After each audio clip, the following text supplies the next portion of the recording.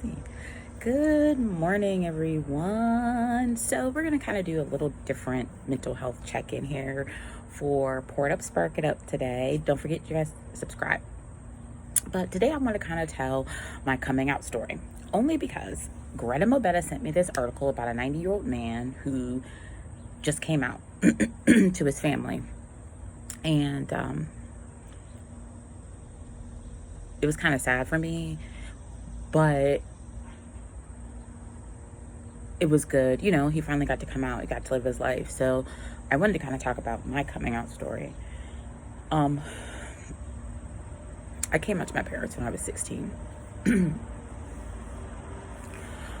At the time,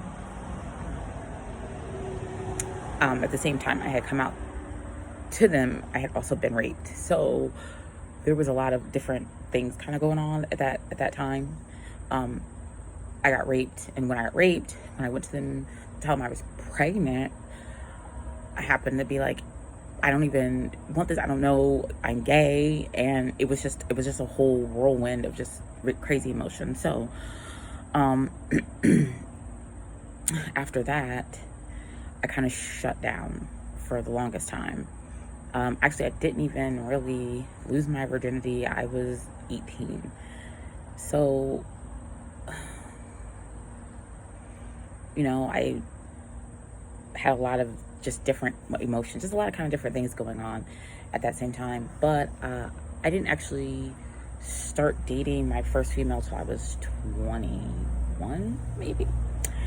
And, you know, we were just like secretly dating. But of course, I had been dating guys in between there, you know, and I dated her for a while. And then after I broke up with her, you know, I had dated a couple guys, and then went off to college. And while I was in college, I had messed with a few girls here and there. And so, you know, it was always me trying to get back to there, but always knowing, like, would my parents accept me? Would I be okay? Would this be acceptable? Because, you know, my parents played a really important role in different aspects of our community. I mean, it's not like you didn't know John and Felicia Braswell. So, you know, and people know that watch this, my friends and stuff, they know exactly what I'm talking about. So I never said anything after, you know, when I was 16, I never said anything else. And I went ahead and got pregnant and got married and, you know, played the role. And actually, when I got pregnant, that was like, I'll never forget this. I got pregnant. When I was pregnant, I cried. Like, this is going to ruin my life. I don't even want kids. I was 30 when I got pregnant, and I did not want kids. I didn't want kids. You know, I just wanted to just be about my way. And I was done with guys, because when I had met Aaron, he had some traumatic things that had happened to him that I didn't know if I could deal with. So I was like, you know what? I'm done with guys. I'm done with all this shit. And I found out I'm pregnant, and I'm like, bruh. So,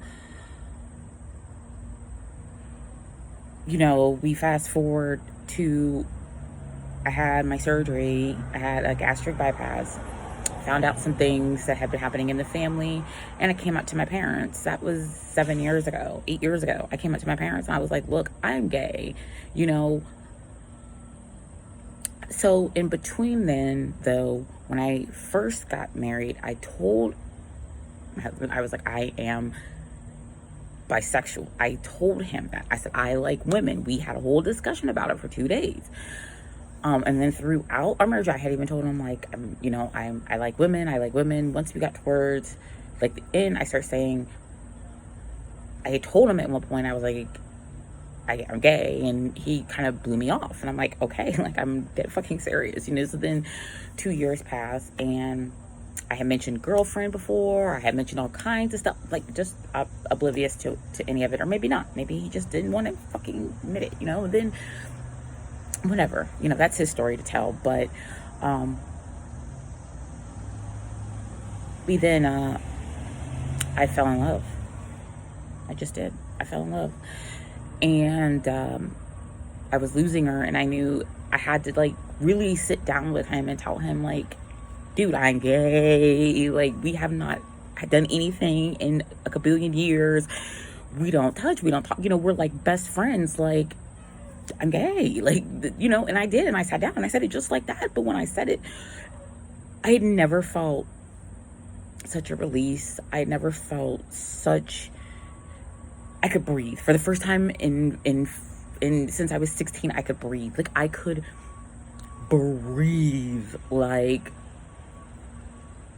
it felt so good, because I felt like maybe I should have done this 7 years ago, when I guess I can say when I kind of really, not, I don't want to say giving up on my marriage, but when I just kind of was like, I'm just done. Like, I'm just done. And I knew I was done. I had been done years before then, and it had nothing to do with him, because he's a fantastic man. He's a fantastic guy. He's hands down amazing. It was me, and I knew I was done. And I don't know. Like I said, I kept hinting and saying things, and I guess he was missing it. But this time I wanted to sit down with him, and I had to tell him face to face so he could understand me. Like, dude, I am gay. Like, you need to see this. Like, you need to hear me. So I did that. And like I said, it was the best feeling in my entire life. It was like I was finally free. Like, I felt like this phoenix rising up out of the fucking dirt, and all this dirt's falling off of me, and I am glowing, and I am like, oh my God. And then I like I couldn't even cry. And he was upset about it. He was like, you're not even upset. And I'm like, no, dude, do you know how long I have been fucking trying to tell you? Like, how long I just wanted to come out and just be my fucking self. I just want to be myself, like my full entire self. And I felt bad. But like, as soon as that happened, I start feeling better physically. I start feeling better mentally. I start feeling better emotionally. My weight start dropping. But I did it because I didn't want to lose her. And I wanted her to see how serious I was about us and about our growth. Because at that point, we had already broke up, and she was already slipping away from me. And I just was trying to grab her, you know. And I was like, this is big. This is big. If I tell him, just finally tell him, and maybe she'll come back. Maybe she'll see that I'm serious. Maybe she'll see that I'm trying to change and work on myself. And you know, then after I did it, I don't regret it. I don't that best fucking thing. I wish I would have done it years ago, to be honest with you. And no, I didn't get her back, and no, none of that worked, but it motivated me, and it just prompted me, and it helped me to just live, to finally just fucking live. And that's what I'm doing. So I get it. You know, I see TikToks and they're talking about co-parent. I co-parent, guys. I'm sorry. I got 2 freaking kids and one with autism. I'm going to co-parent. We get along. We're adults. We have an agreement and we understand each other. We know that I'm going to date. He's going to date. We're going to do that. We understand this. That's called being grown. Okay. People will judge you, and they'll be like, I don't want to mess with you because you're co-parenting.